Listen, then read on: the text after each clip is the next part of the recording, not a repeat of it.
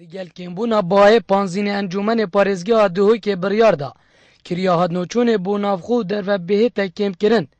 Lê tanûke ew biryare li sînorê Qezaza xwe nehatiye cêbecêkirin û berpirsê sendîka kirêkaran jî dibêjît li destpêka heyvadû me destpêşxerî kiriye û digel hemî hêlan kom bûyne.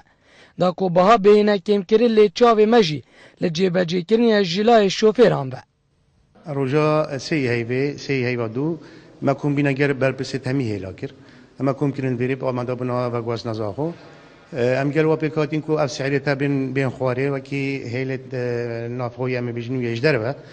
Wekîla zaxo Hewlêr û zaxo Duhok û Bêgova, Batîfa û Derkarê û Bêrsivê ev xetê te hemî em gel we pêkhatin herîkê rêjek em li gel pêkhatin ku bînin xwarê. Piştînkê mawekî hat pajvê xistinê ji ber ku Duhokê heta çekî çend rojeka paş ve ma.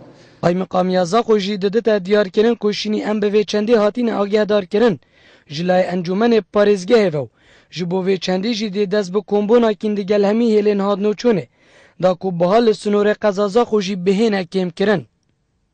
دی پانی ام دیشنی کا پیشنیار کی انشالله دی اب مصلحت هر دو کا دبتن حوالاتی هر کره بی باجری و باجری جی هر حوالاتی اگه بجن فرق قوانینی نما او کیا اگه بجن او جزانت غیرانه و حوالاتی زانت غیرانه شوفر جی اگه بجن بهای بنزین بچگی گرا ارزان تر بیش برینو که اكيد بد او جو هستی بکتن کو بشتن هاری کاری خلق بکت دا اداره وی جی بتن هر واسه خلق جی بشتن جاره که خود نچونه که بکت کو تاکسی اگه سیار بت سیار که بت بچیک پولونیک و که بجن نو بینما مثلا گلک اردا جا خود یعنی پولونیک شولت کنج بری وره اف سیار تنی او رزق درگه وان جاوا خلقك هجاري هاي و أبدي هاي كو نشتن شب کار بینید.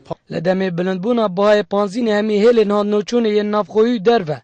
بلندبونا بهای هاد نوچونه بخواه دبینن. لیلوی داویه بهای پانزین کمتر بویه جه 500 دیناران. لیتانوکه هر کریا جه هاولاتیان ده تورگرتن وکی خومایو چه گورین لی پیدا نبوینو.